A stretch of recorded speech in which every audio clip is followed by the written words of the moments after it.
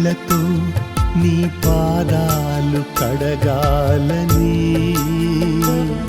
నా కన్నీళ్లతో నీ పాదాలు కడగాలని